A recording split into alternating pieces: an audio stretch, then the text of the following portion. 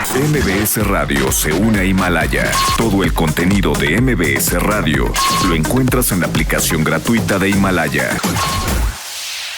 Le mando un abrazote a León Krause hasta los Estados Unidos. Mi querido León, ¿cómo estás? Buenos días. Pues no sé si acepto tu abrazo, la verdad, en estos tiempos, ¿eh? Que no se abracen, ¿verdad? Mejor mándame, pero es virtual. Mándame un saludo a 1 metro de distancia. Es virtual, es un abrazo virtual. Bueno, un abrazo con señal de humo. Te mando un WhatsApp con el emoji de abracito. Me parece muy bien, eso sí te lo acepto, Luis. Más fácil. Caray, qué tiempos estamos viviendo. Ayer entrevistaba yo acá en Los Ángeles al alcalde de la ciudad, la segunda ciudad más grande de Estados Unidos, quien reiteraba que los angelinos debían evitar cualquier reunión de más de 250 personas, más de 200 personas, debían evitar viajar, debían evitar saludarse de mano, debían evitar evidentemente darse cualquier tipo de abrazos que no sean por emoji vía WhatsApp.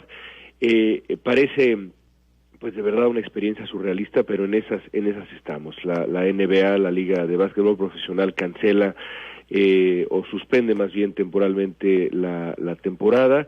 Y todas las otras medidas que ya has compartido. El problema en Estados Unidos es que el Poder Ejecutivo, el presidente de este país, en una crisis prácticamente sin precedentes en la era moderna de Estados Unidos, simplemente no está. ¿Dónde está el piloto? Se pregunta la gente. Ayer, después de su discurso, las consecuencias fueron inmediatas en los mercados financieros. Donald Trump simplemente no puede inspirar confianza en esta crisis. Un desastre, el anuncio de por sí un desastre, pero a ver, por varios factores. El primero, Trump no creía en el coronavirus, como no cree en el cambio climático, como no cree nada de que tenga que ver con ciencia o con estudios a profundidad. En algún momento lo minimizó. Y bueno, pues reuniones con expertos, de alguna manera creo que lo convencieron de tomar medidas muy, muy extremas, suspender los vuelos con obviamente las diferencias de excepciones de personas que tengan residencia o familiares, etcétera, pero suspender los viajes de Europa hacia Estados Unidos, pues tiene consecuencias económicas brutales. ¿Qué pudo haber orillado a Trump a tomar esta decisión? Que además la hace mal porque en un primer momento habla de la posibilidad inclusive hasta de vuelos de carga, y después dice, no, las mercancías esas sí pasan, etcétera, las tiene que aclarar en su Twitter. ¿Qué es lo que pudo haberlo orillado? O sea, la gravedad del asunto que él mismo minimizó hace unas semanas. Pues la respuesta tiene que ver con su nativismo, supongo yo, con la manera como Trump interpreta el mundo. Las amenazas vienen de afuera, y si dejamos afuera a los que nos amenazan, las amenazas se van. Eso es ridículo, es absurdo, y mucho más en este mundo globalizado. Estados Unidos no puede convertirse en una isla, en una fortaleza, y aunque pudiera, ya no le sirve de nada, porque el virus ya está en Estados Unidos. El problema en Estados Unidos, como en otros países, es que no hay suficientes pruebas, no hay suficientes pues exámenes para la población. No hay manera de realmente someter a la gente que necesita estas pruebas para determinar cuántos casos de coronavirus hay, y a eso por supuesto no se refirió Donald Trump en su mensaje del día de ayer, porque lo que le importa al final es controlar la narrativa. Este es un hombre cuyo único interés es protegerse a sí mismo, después a sí mismo, y al final, ya muy al final, Luis, a sí mismo. Y así ha sido Trump siempre, con las crisis que él mismo ha construido, como la crisis del libre comercio, supuesta crisis del libre comercio, que no existía hasta que él la creó, ¿no es cierto? Fue él el que decidió crear la crisis del libre comercio. El único problema para Trump es que esta crisis no se puede solucionar mediante la propaganda, no se puede culpar a nadie externo, la responsabilidad recae estrictamente en el gobierno, y la cabeza del gobierno es él. Y por eso creo, Luis, que se ha vuelto primero que nada este tema, el tema central de la agenda de aquí en adelante. Va a ser la elección del coronavirus, no va a ser la elección de la economía, no va a ser la elección de la impopularidad de Trump, va a ser la elección del coronavirus, y Donald Trump no tiene escapatoria, tiene que gobernar o gobernar. y no se le está dando bien, ¿eh? ¿Es extrema la medida desde tu perspectiva? Veo, por ejemplo, pues estamos siguiendo en tiempo real las bolsas, evidentemente no es un programa financiero, pero hoy día el tema de las cotizaciones en la bolsa es brutal. Estoy viendo el índice alemán, el de la bolsa de Frankfurt. Cayó 9 puntos, León, o sea, va para abajo. El Dow Jones tuvo que suspender de plano, en Wall Street tuvo que suspender ante un desplome que también ya le estaba llegando a los 9 puntos. O sea, es una medida extrema, creo que inclusive hasta para él mismo, y por eso me brincó mucho. Veía ayer jugando con el zapping el análisis de Fox News, el análisis de CNN, y en CNN decían, es que está nervioso, es que se ve que lo está haciendo ahí para un tema político de control. En Fox News le aplaudían Hannity, bueno, era horrible, prácticamente le ponía ahí una veladora, y me llama poderosamente pues la atención, insisto, este tema de fondo, desde tu perspectiva, con todo el expertise que tienes, con el gran pulso y con tu gran pues análisis y foco periodístico, León Krause. ¿Esto fue muy extremo o era necesario? ¿Cómo lo ves?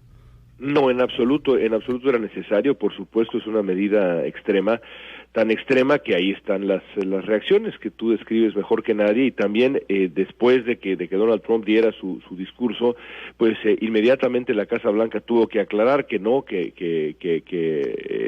la prohibición de viaje no era exactamente así, que había algunas excepciones, pero ya las escenas el día de hoy, pues en el aeropuerto de París, gente comprando boletos de última hora, $20,000 con tal de llegar a Estados Unidos.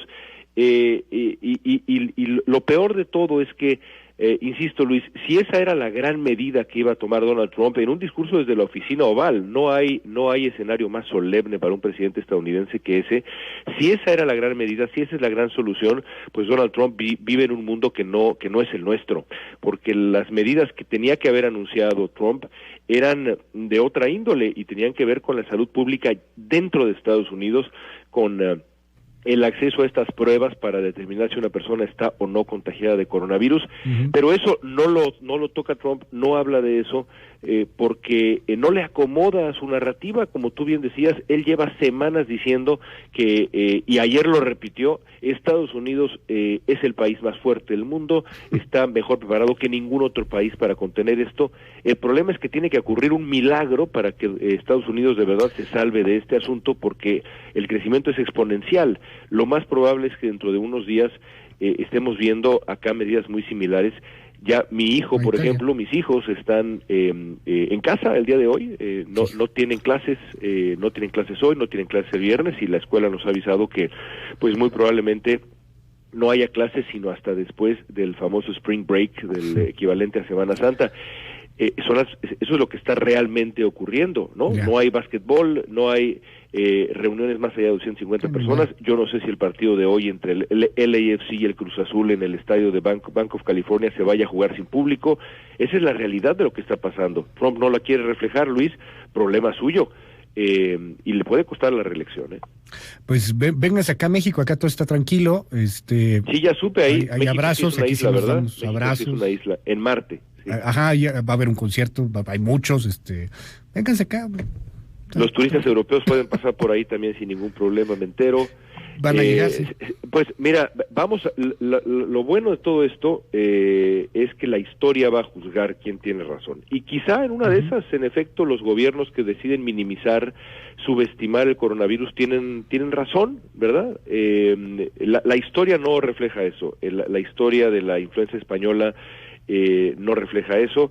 En Estados Unidos hay estadísticas muy interesantes que revelan que las ciudades que decidieron cuidarse a tiempo, prevenir antes que lamentar, cancelaron los eventos en su momento hace 100 años, tuvieron índices de contagio y de mortalidad muchísimo menores a las ciudades que decidieron, no, momento, aquí no va a haber desfile, aquí no va a haber conciertos, aquí no va a haber reuniones, nos vamos a proteger todos para evitar contagios. Pero bueno, la historia a veces se equivoca, muy rara vez se equivoca, pero a veces se equivoca. Ya por lo pronto El Salvador, como tú seguramente ya informaste, Bukele dice, aquí nos vamos a cuidar, 3 semanas estamos en cuarentena como país. El Salvador no es México, pero me parece que hay que ir abriendo los ojos digamos, y analizar realmente qué está sucediendo. Ojalá que este tono de, no, hombre, tranquilos, sea cierto. Yo lo dudo, la verdad. Ojalá me equivoque, pues de verdad, te coincido, ojalá que vaya bien. Y bueno, pues finalmente nos queda claro que aquí el liderazgo no ha sido de Occidente, digo, inició el virus obviamente en China, pero el liderazgo en este tema pues, se lo ha llevado los países asiáticos, Surcorea, por ejemplo, haciendo 10,000 pruebas diarias, León, y en Estados Unidos con problemas para las pruebas, y en México, pues, ¿qué te cuento? O sea, aquí atendemos hasta que la cosa ya se agrave. Entonces, sí, y el problema es que el coronavirus crece de manera exponencial, Luis, entonces, digamos, en 4 días, lo que hace 4 días parecía que no existía como problema, en 4 días es una infestación. Así se comporta el coronavirus y por eso es tan necesario responder antes de que el problema se note, porque se va a notar. Así se comporta la enfermedad. Te aprecio mucho, León, te mando un abrazo virtual hasta los Estados Unidos. Buenos días. Te lo regreso con mucho gusto. Ahí va el emoji. Gracias.